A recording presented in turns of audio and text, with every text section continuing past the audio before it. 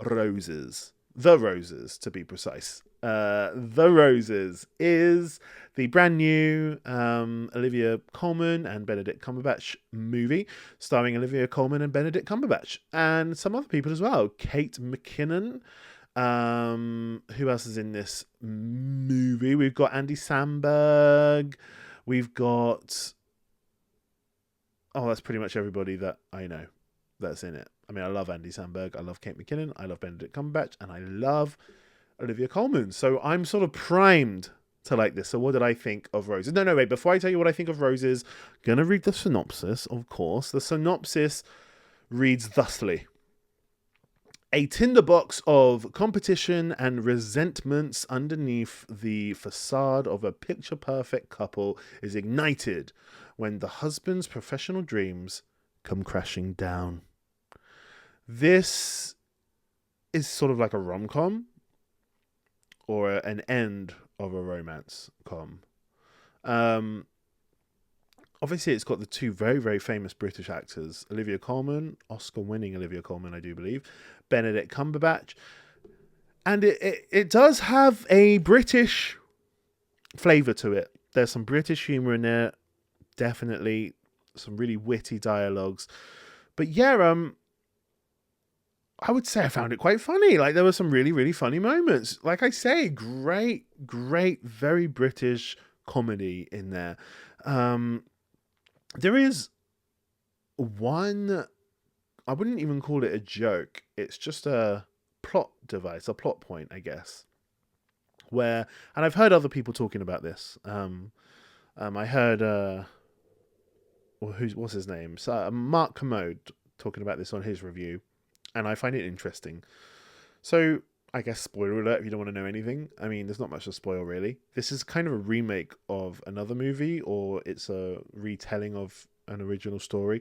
But Olivia Colman has allergies, and if she eats certain things, I think it's cherries or something, she starts to die and needs like an anaphylactic sort of shock injection. And she's a chef in it, so she deliberately, when she really, really wants to try something, will eat the food that will start to kill her, start to go into anaphylactic shock, and then Benedict Cumberbatch will come and save her with their needles. Now, some people are saying this is an incredibly unsafe joke to say. Because people might think that that's something they could potentially do and be fine, and it's not the case at all. And if you go into anaphylactic shock, having the injection isn't the end of the healing process. You probably need to go to hospital as well. So yeah, some people are kind of angry about that joke. I personally think the joke wasn't that funny.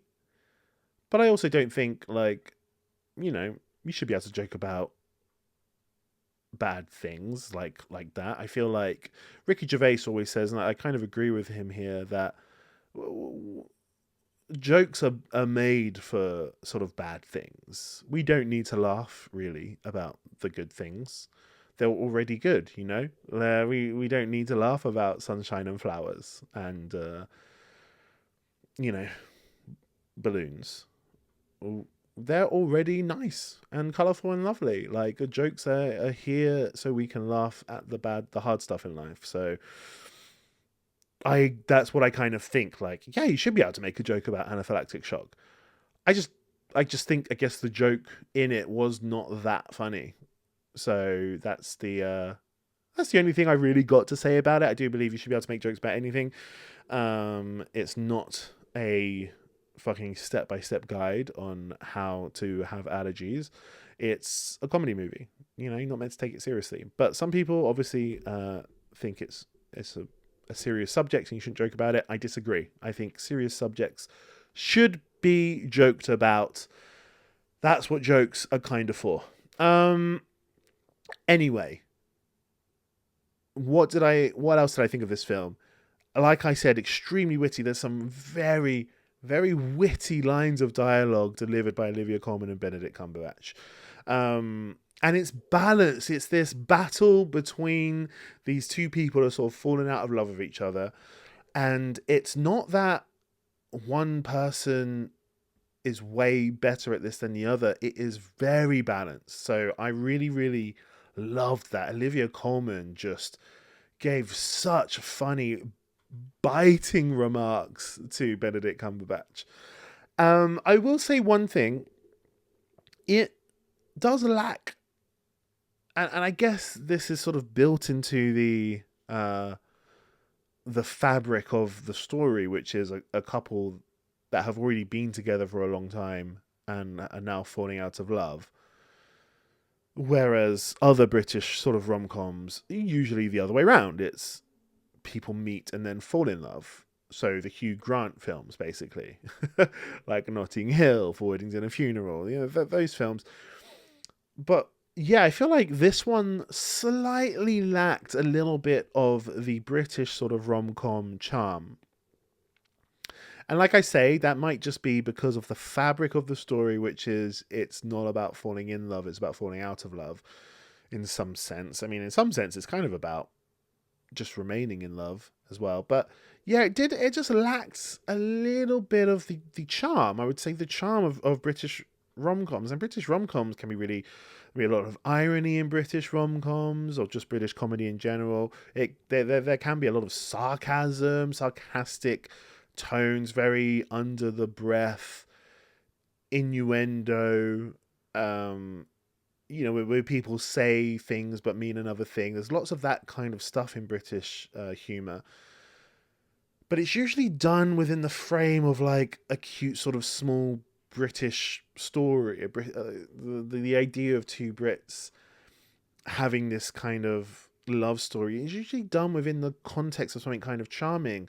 In this one, Olivia Colman and Benedict Cumberbatch live in America, have American friends, do big things that Americans do, like live in big mansions and start big successful businesses and do all that really super successful stuff that Americans seem to love, like, I mean, obviously everyone loves to be successful, but Americans just really pride on their characters being successful as well, like Olivia Colman just builds this great, excellent business as a chef. Benedict Cumberbatch, not so much. His business sort of falls apart, but then he was really successful at being a dad, In a lot of British comedy, I would say a lot of our characters are not successful in life. We like the downtrodden. We can relate to that in Britain. In America, there's anything is possible mentality. In Britain, it's more like, oh, the fuck, like, what's the point? Like, life is just grey and miserable, and we just sort of accept that and wear that on our shoulders, In America, like, wisecracking, big dreams, like, that's so American and so, like, and, like, great, really admirable. But yeah, like, this is a British comedy set in an American context with, like, these big successful businesses and stuff and mansions and things. And it's like, yeah, I feel like that kind of strips away the charm of the British rom-com a little bit. Like, they're all just a bit too successful. Like, take Notting Hill, for example. It's a guy with, like, fucking mayonnaise on his top, with basically a rundown travel bookshop, with like still living with a housemate, and just an awful housemate who's just sort of walking around in his pants all the time. No one ever seems to properly have enough money. Like in Notting Hill, his best mate tries to open a restaurant and it completely fails, and they all have a dinner where they kind of celebrate the failure of the business. That's so British, That's so. There's something about being in Britain where it's like the top of Britain is the king and queen, and there's just no path for a peasant or a normal person to reach that level. So we know we're never going to reach the top. We're just sort of stuck underneath. Whereas in America, like, you grow up thinking, hey, I could possibly be the president of the United States, most powerful person in the world. Like, that's something you guys carry. Like, the Americans really do carry that. and that's great. Like, what a great sense of positivity. Like, anything's possible. The American dream, wonderful. In England, we do not have that. That's not in our culture, which is why our humor's a bit darker, a little bit more sarcastic.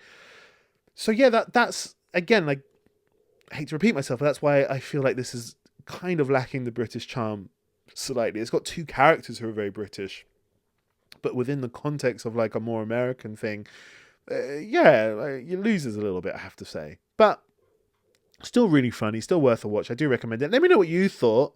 Do you notice that difference between sort of American and British humor, and the differences between? I'm not saying one is better than the other. Like, I love British Office and I love the American Office. You know, I love both of them. But yeah, like, watch both series and tell me what you think of the differences between our sort of cultures and humor. And that's a really great sort of case study, because they almost have, like, the first episode is almost like word for word identical, the same script, basically. But yeah, just, it's different. It is different. I'd love to know what you thought in the comments below. Let me know if you've guessed what this movie is behind me. That's a little new thing that I'm doing. I just put this movie on before, and I was like looking at it in my camera, and I was thinking, I wonder if anyone would ever guess what that movie is. Who knows? Maybe you will. Let me know what you thought in the comments below. Hit that subscribe button, hit that like button, I want to read your comments, guys. I would love to know what you guys thought.